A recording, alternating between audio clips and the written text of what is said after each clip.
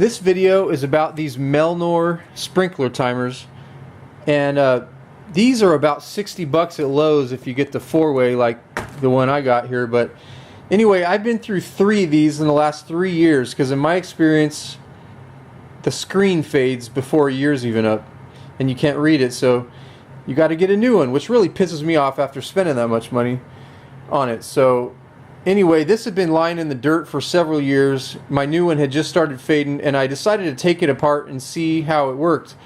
And I realized that the sun hadn't wrecked the LCD like I thought, but what the problem is that the plastic housing warps. And watch this, when I push on it, the screen works again. Pretty amazing. So anyway, there's 2 ways you can fix these things, and they're both really easy. When they're not too bad, like this is the one I had been using, it just started fading. All I had to do is put some zip ties around there, get them nice and tight with a pair of pliers, and it works again. Now when you have to go change the battery, you'll have to replace the zip ties, but since they last about 2 years, it's not a big deal. So anyway, I thought that was pretty cool. But on the one that had been lying in the dirt for several years, it was so bad that the zip ties didn't work. So there's another way. And all I needed was 2 sheetrock screws, a small one and a huge one. And what I did is I just started a hole in the back with the small screw right there. Just kind of go through and take it back out.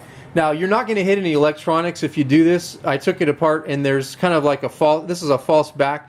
The inside is a sealed unit. It has another layer of plastic and you're not going to hit anything. But what I did do is grind the tip of this flat, or you could probably cut it off or whatever, but I think grinding it's better.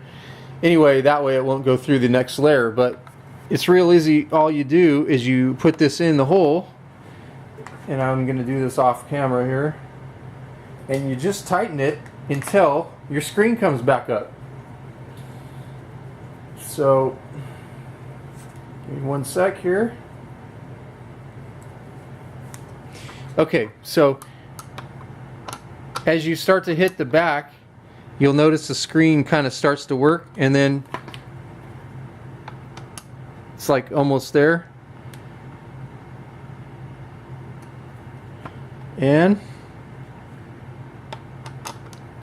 like the bottom of the numbers isn't quite showing up, so I'll go a little more on the time, that is. So now it works, and I had to go in about that far. And now what I'll probably do is seal this with some super glue or something to just keep it from falling out and loosening up or leaking water or whatever. But I thought that was pretty cool. So anyway, I hope that helps somebody.